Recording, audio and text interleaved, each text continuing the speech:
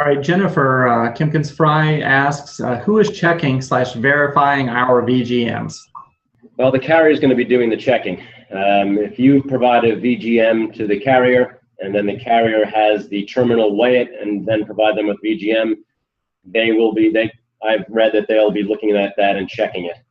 It's a great question. It's one we had all along, and I'm not sure we've ever gotten at least. I mean, maybe people, practitioners in the industry have gotten better answers than we've gotten, but we always wondered who was auditing the auditor, you know, and that was the, you know, the tricky thing for us is to what end was this going to be, you know, useful if you know, no one is actually checking the certification, or, you know, the people certifying are not, you know, held to some sort of standard. So it's still not exceedingly clear to us who checks that. Yeah, I agree.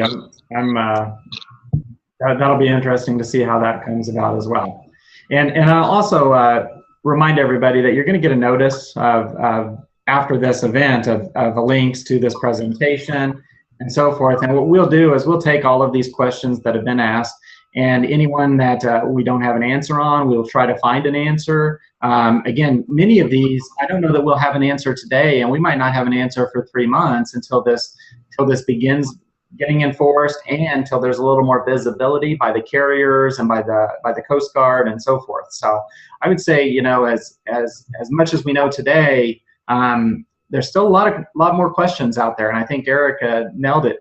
You know, we've been asking this, and we still don't have a question or have an answer yet. So I think we'll learn more as we go, and we're in the same boat as everybody on this call, because we are an NVOCC. We are the shipper numerous shipments every single day, where we're having to declare the VGM. Patrick is loading containers to the UK every week and to everywhere around the world in his facility up in Chicago every day, where he is acting as the exporter, the shipper, and he's having to do VGMs on behalf of Scarborough every day. So we're just like you, and while we have answers to some questions, we still lack answers to questions we have. And this would be one of them, and I think it's a great question, Jennifer, so I appreciate you asking it. And just to comment a little bit further on that last question, which was a good one, you know, I stated initially the carrier, I don't see anybody else that would possibly do it. The Coast Guard, you know, many months ago said they're not going to be enforcing anything. They sort of wash their hands with it. And the terminals, I don't think they're going to, I just don't see them getting the VGM from the carrier prior to in-gate and then checking that. The terminals, in a lot of areas throughout the United States, can't handle the volume that they have now.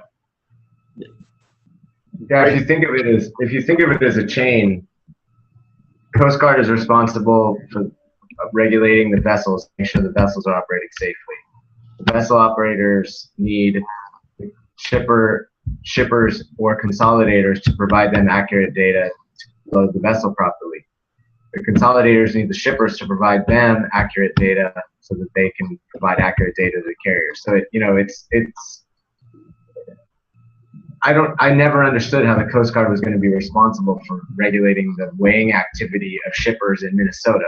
You know, I mean, that never made any sense. Or, you know, take it at origin, how the Chinese Coast Guard is going to be weighing containers in, you know, Wuhan. I mean, I just never saw how that was going to be something that the Coast Guard would want to entertain. So if you think of it as this sort of backward chain of responsibility, sometimes there's regulation, sometimes it's that business transaction or business relationship that we talked about. But yeah.